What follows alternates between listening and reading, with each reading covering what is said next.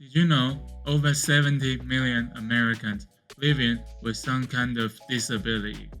That's 1 in every 4 people. If you don't design for accessibility, you might miss out a lot of users. I will share 10 actionable tips to make your design more accessible. Let's dive in. Let's start with visual accessibility. Make sure there is enough contrast between your design and background. Here is an example of poor contrast and good contrast. Tip 2. Avoid using color alone.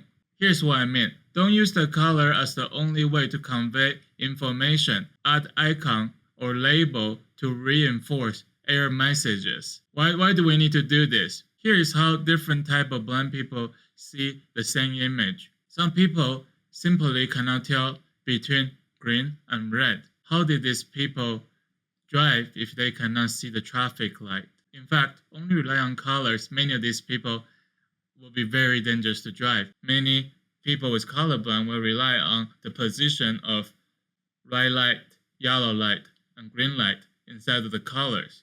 If we can add icons to the traffic light like this, now it is much better. Number 3, provide scalable text. As you can see here, on a normal website, you can just pinch in, pinch out on a browser, and people can read the text that they cannot read generally. But sometimes some of the elements will fall outside the frame, and people have to scroll left and right to read from one end to the other end. And this is not a very user-friendly experience.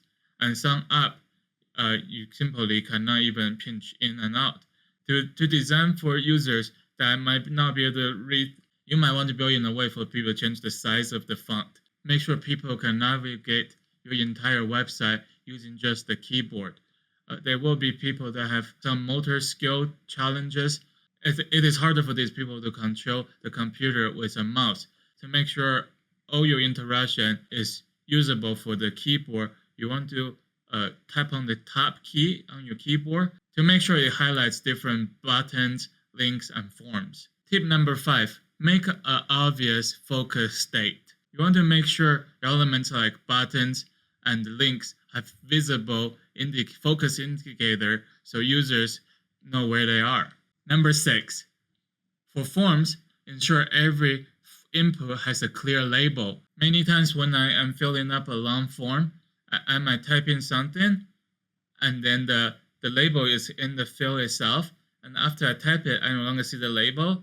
Next time when I come in and try to edit the form, sometimes I forgot why I put in the form, whatever I put in, then I have to erase the whole thing and to see the field, and that isn't very ideal experience. It is a better practice to keep the label on the long form. Might not be as crucial for shorter form like search bar. Tip number 7, add alt text to images.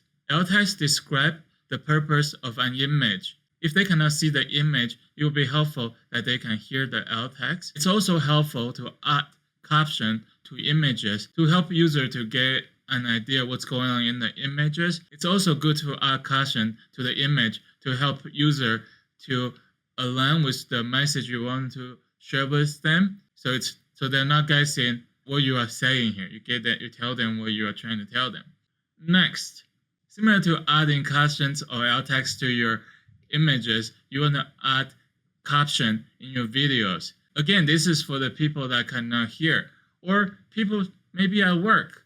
They don't want to interrupt other people. They might prefer to read. Number 9, simplify content structure. Organize your content with clear headings and avoid long, cluttered paragraphs.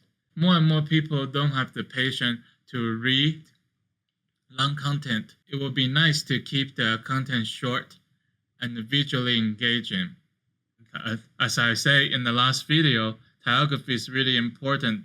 The structure of heading sizes help people understand the structure of your page and enhance scannability for the user. Last and not least, test your design with real users. The best way to ensure accessibility, test your design with real people who have disabilities. Here is an additional tip. Refer to the Web Content Accessibility Guideline, or WCAG, for best practices. Find the link to WCAG guidelines in the description. I will see you guys next time.